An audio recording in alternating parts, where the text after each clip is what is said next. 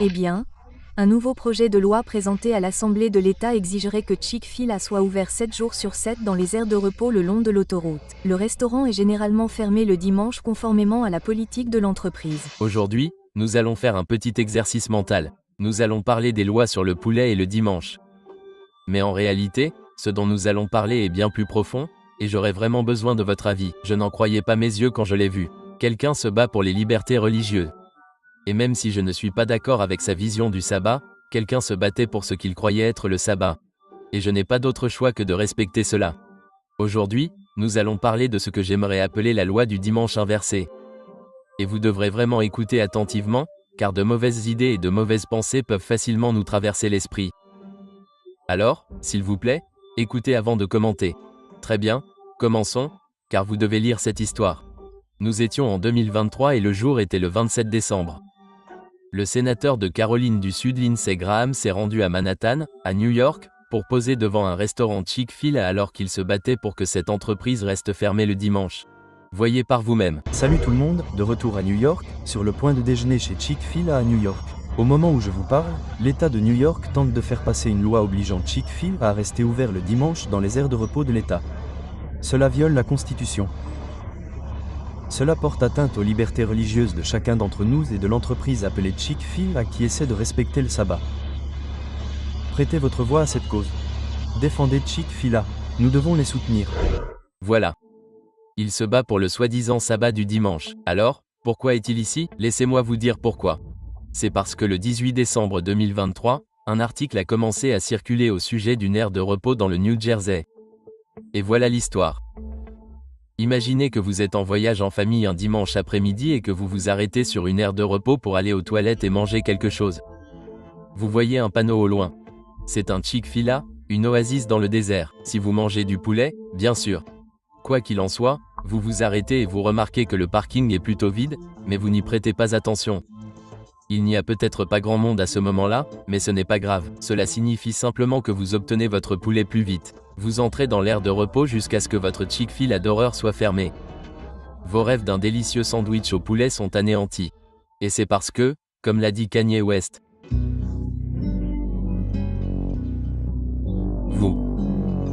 c'est vrai. Chick-fil-A est fermé le dimanche. Eh bien, l'État a voulu intervenir. Eh bien, un nouveau projet de loi en cours d'examen par l'Assemblée de l'État exigerait que Chick-fil-A soit ouvert 7 jours sur 7 dans les aires de repos le long de l'autoroute. Le restaurant est généralement fermé le dimanche conformément à la politique de l'entreprise. 7 restaurants Chick-fil-A ont commencé à opérer dans des aires de service récemment rénovées à travers l'État de New York. Ce changement, s'il est approuvé, s'appliquerait aux futurs contrats pour toutes les concessions alimentaires dans les installations appartenant à la New York State Thruway Authority. Les concessions temporaires telles que les marchés de producteurs et les vendeurs locaux seraient exemptées. Chick-fil-A, une entreprise privée, avait remporté ce contrat dans un lieu public, et quelqu'un voulait que les voyageurs soient servis 24 heures, 24 et 7 j. Et bien sûr, Chick-fil-A ne pouvait pas répondre à cette exigence car la politique de son entreprise, tout comme celle de Hobby Lobby, est de fermer le dimanche pour permettre aux employés de consacrer du temps à leur famille et à leur culte. Quelqu'un a donc rédigé un projet de loi qui exigerait que tous les futurs restaurants publics restent ouverts le dimanche.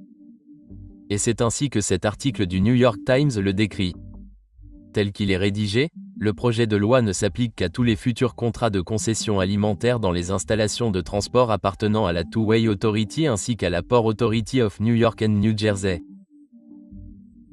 Ses sponsors ont confirmé mercredi que cela signifiait que les 7 restaurants Chick-fil-A et tous les autres établissements ouverts par Apple Green dans le cadre du contrat actuel pourraient rester fermés le dimanche même si le projet de loi était adopté.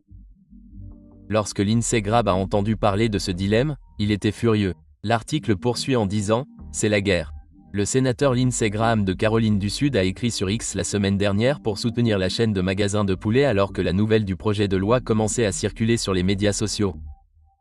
Il a menacé de présenter une législation retenant les fonds fédéraux de tout État ou ville qui exigerait que Chick-fil-A soit ouvert le dimanche. C'est exact. Lindsey Graham se battait pour le droit de Chick-fil-A de rester fermé le dimanche. De son point de vue, les libertés religieuses de Chick-fil-A étaient menacées. Il s'agissait de chrétiens qui voulaient permettre à leurs employés de respecter le soi-disant sabbat chrétien. Alors qu'un représentant de l'État disait que nous ne parlions pas des commerces situés au coin de Main Street, la sénatrice Michelle Inchie, qui a présenté une version du projet de loi au Sénat, a déclaré que nous parlions des restaurants situés sur la voie rapide qui sont censés être ouverts pour fournir de la nourriture et des aliments, de la restauration rapide ou autre, lorsque nous en avons besoin. En gros, elle disait que les citoyens qui se rendent à cet arrêt public devraient pouvoir se procurer de la nourriture quand ils en ont besoin. C'est un véritable bourbier. Cela ressemble presque à une loi du dimanche inversée. Presque. À ma connaissance, le projet de loi n'a jamais été adopté et les Chick-fil-A restent fermés sur ces aires de repos le dimanche. On pourrait faire valoir qu'un restaurant sur une aire de repos publique est différent d'un restaurant qui opère dans son propre établissement et qui est obligé de rester ouvert, et que si quelqu'un postule pour un contrat avec des exigences spécifiques, il doit être en mesure de répondre à ces exigences. Et voici quelques avis à ce sujet. Je pense qu'il leur enlève leur droit de choisir. Je veux dire, c'est un pays de libre entreprise. Donc, juste parce qu'ils sont fermés le dimanche, certains, je ne sais pas. Je ne pense pas qu'ils devraient les interdire. Une cliente de l'aire de service a ajouté que si Chick-fil a été interdit dans les aires de service, elle pense que cela violerait leurs droits constitutionnels. Nous avons la liberté d'expression et de religion simplement parce qu'ils choisissent de ne pas être ouverts le dimanche. Ils sont très ouverts à ce sujet et je pense que tout le monde doit respecter cela. La constitutionnalité d'un projet de loi exigeant que les vendeurs des aires de repos soient ouverts 7 jours sur 7 devient l'une des questions actuellement débattues.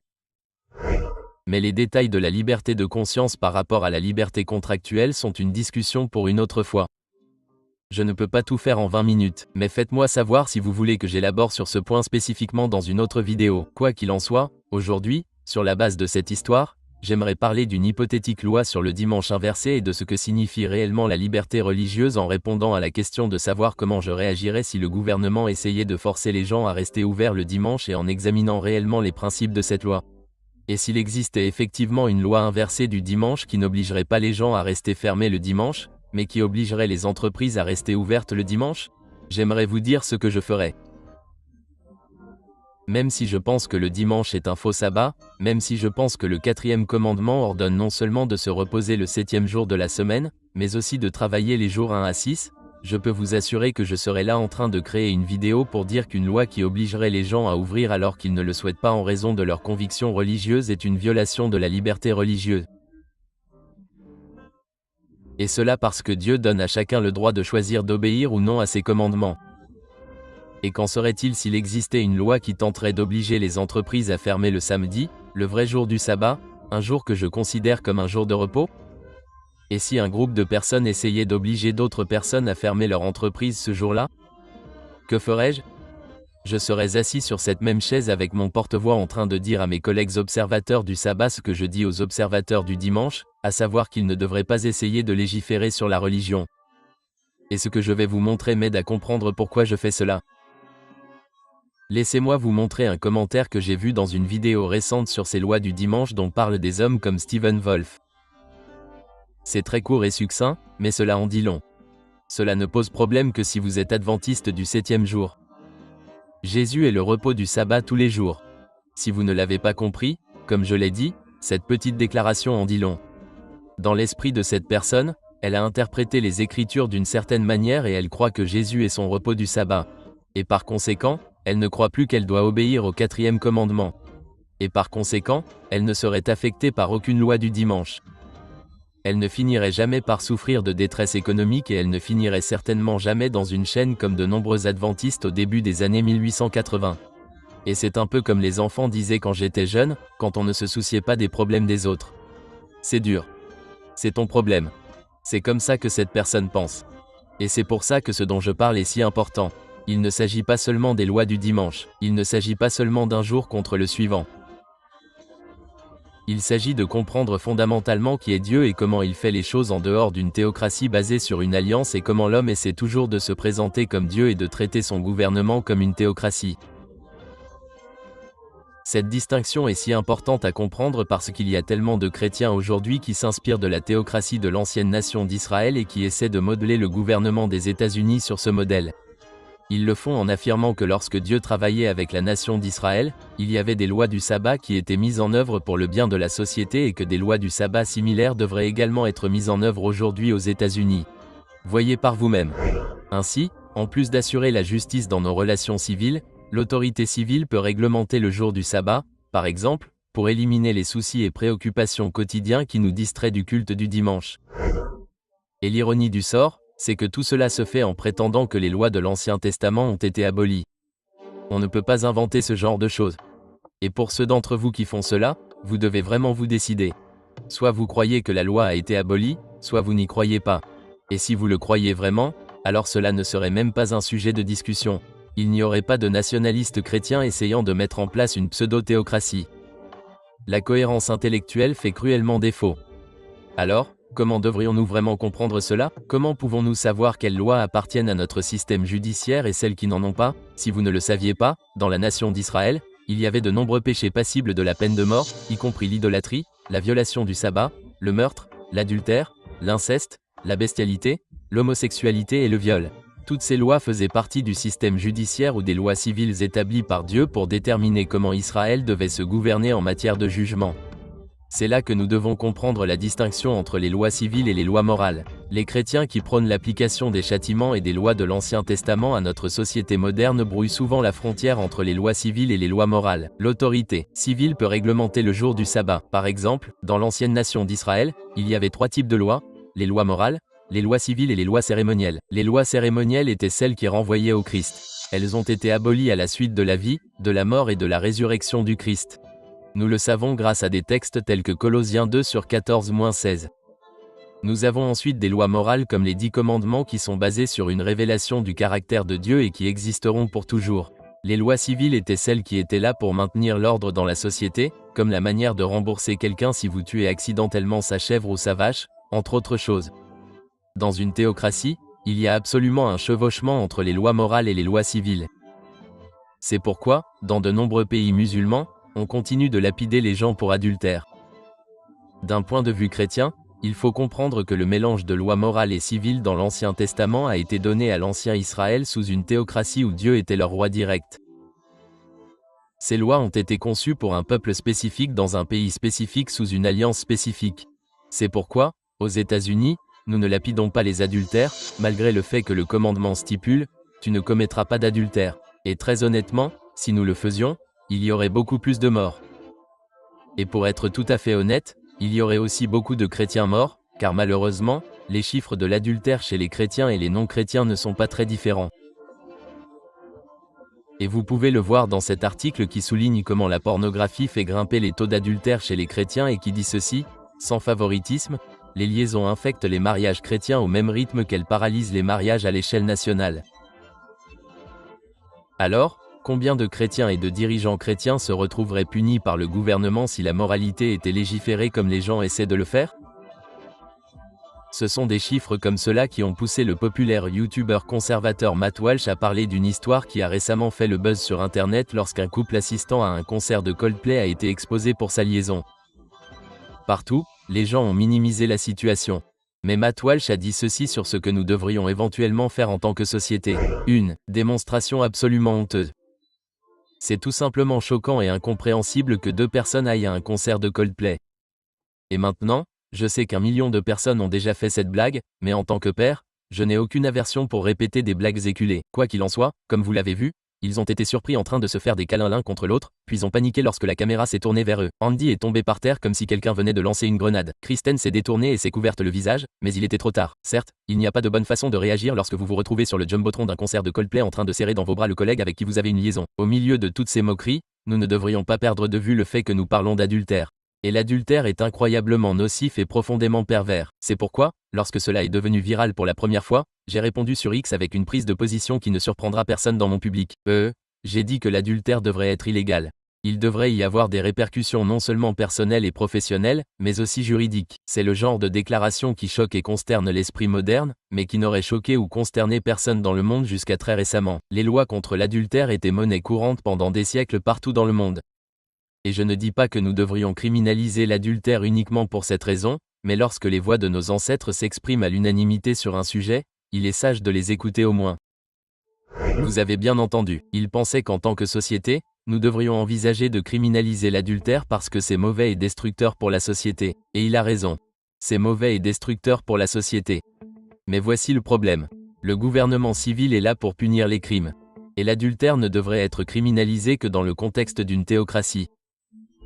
Néanmoins, la législation de la moralité, qu'il s'agisse de l'adultère ou du sabbat, ce sont ces types d'idées qui sont de plus en plus promus par les chrétiens qui essaient de ramener la société à Dieu. Et au lieu de le faire en prêchant et en enseignant l'évangile, ils essaient de le faire en légiférant l'évangile.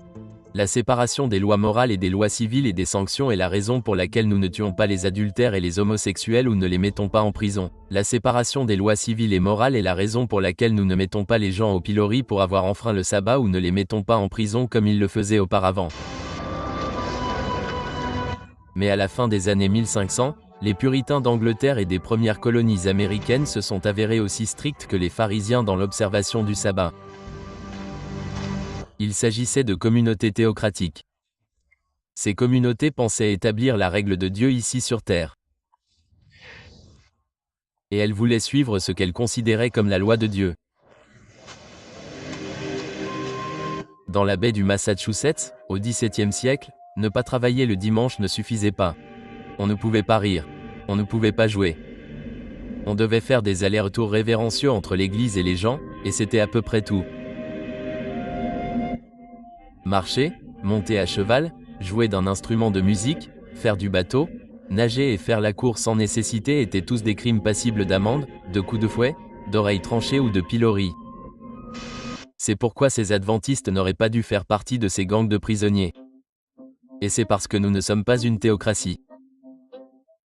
Et puisque nous ne sommes pas une théocratie, nous pouvons et devons protéger les droits des uns et des autres, que nous soyons d'accord ou non.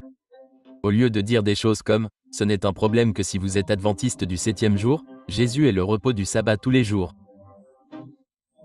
C'est pour cette raison que, qu'il y ait une loi du dimanche ou une loi inversée du dimanche, je parlerai au nom des personnes avec lesquelles je suis en désaccord théologique, car je comprends fondamentalement qu'utiliser le gouvernement pour imposer la moralité ou empêcher les gens de pratiquer leurs croyances sincères est toujours une erreur. Cependant, le problème est qu'il y a des gens qui veulent que ce soit une théocratie, comme cet homme ici présent. Nous sommes les talibans chrétiens. Nous sommes à l'ère du nationalisme chrétien. Le nationalisme chrétien est en hausse et les gens en ont soif. Ils en ont faim. Et nous sommes les talibans chrétiens. C'est exact. Les talibans chrétiens. Pensez à ce que cela signifierait. Maintenant, pour être juste, c'est un exemple extrême, et je ne décris pas tout le monde comme lui. Cependant, son raisonnement rejoint la pensée de nombreux politiciens chrétiens dans ce pays qui pensent qu'il n'y a pas de séparation de l'Église et de l'État comme eux. L'Église est censé diriger le gouvernement. Le gouvernement n'est pas censé diriger l'Église. Ce n'est pas ainsi que nos pères fondateurs l'ont voulu. Et j'en ai assez de cette séparation de l'Église et de l'État. Ce n'est pas dans la Constitution. C'était dans une lettre puante et ça ne veut rien dire de ce qu'ils disent. Amen.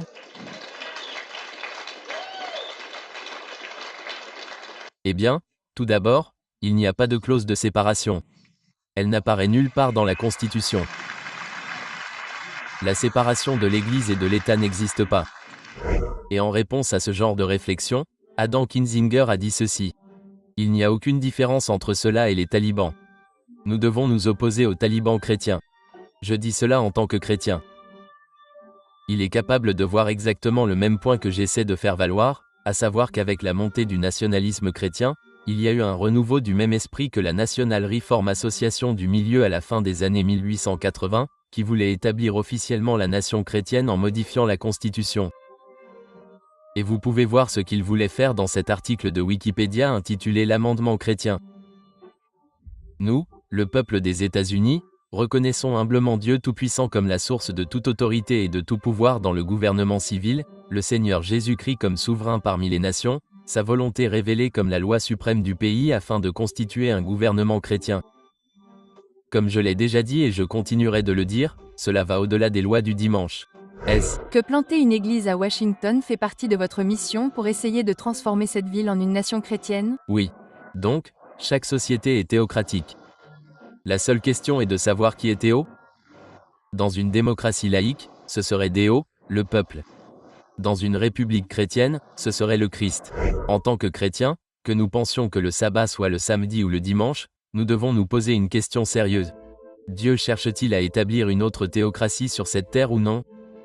Essaie-t-il d'établir un royaume maintenant? Essaie-t-il vraiment de rendre Washington DC à nouveau chrétien en légiférant sur la moralité? La réponse à cette question est un non catégorique. Jésus lui-même a déjà répondu à cela il y a 2000 ans lorsqu'il a déclaré que son royaume n'était pas de ce monde. La pression exercée par beaucoup pour faire du dimanche un jour spécial par le biais de la législation n'est qu'un sous-produit d'une question théologique plus profonde dont nous avons parlé dans notre série sur les douleurs de l'enfantement. C'est une question plus profonde dans l'humanité qui cherche à forcer et à contraindre les consciences des autres au lieu de comprendre la liberté individuelle que Dieu a donnée à chaque être humain. Et comme vous allez le voir dans une prochaine série sur cette chaîne intitulée Redémarrer l'évangile éternel. Ce concept est à la base de l'évangile éternel décrit dans Apocalypse 14 sur 6-12. De nombreux chrétiens ont interrogé les adventistes sur ce qu'est réellement l'évangile éternel. Et je vous promets que si vous regardez cette prochaine série, vous verrez une révélation claire de l'évangile qui joue un rôle énorme dans cette discussion. Alors, abonnez-vous et restez à l'écoute, car nous nous préparons à construire quelque chose ici. Mais pour conclure, je veux que vous compreniez que cette tension qui se produit est prophétique. Lorsque la Bible déclare qu'il y aura une puissance qui ressemblera à un agneau et parlera comme un dragon, elle dit que l'agneau, représentant le Christ, et le dragon, représentant Satan, nous donne l'image dont nous avons besoin pour comprendre qu'une nation qui prétend être une nation chrétienne finira par parler, non pas avec la voix de Jésus, mais avec la voix de l'ennemi par la coercition. Il y a des forces à l'œuvre qui tentent de construire une image du Saint-Empire romain germanique, également connu sous le nom de première bête d'Apocalypse 13, qui a vu les papes et les prêtres contrôler la conscience des hommes. La prophétie déclare que nous nous dirigeons vers cet endroit, et cette image de la bête sera pleinement établie lorsque la marque de la bête sera appliquée. En attendant, j'utiliserai ma voix comme une commande de frites Chick-fil-A, quelle que soit sa taille. Pour expliquer la différence entre les lois civiles et morales, et pour souligner ce que signifie réellement la protection des libertés civiles et religieuses. Il ne s'agit pas seulement de protéger le droit de travailler ou de ne pas travailler. Il s'agit de protéger le droit des gens de choisir le vendredi, le samedi ou le dimanche, que je sois d'accord ou non avec le choix de quelqu'un. Et je choisirai de laisser le jugement à Dieu. Et par la grâce de Dieu, que vous soyez un observateur du sabbat ou du dimanche, je prie pour que vous puissiez regarder plus en profondeur et voir les vrais problèmes en jeu et vous joindre à moi pour vous exprimer contre toute loi du dimanche, toute loi inversée du dimanche ou tout ce qui se trouve entre les deux. Et au fait, dites-moi dans les commentaires ce que vous en pensez. Et s'il vous plaît, essayez au moins d'être gentil. Que Dieu vous bénisse.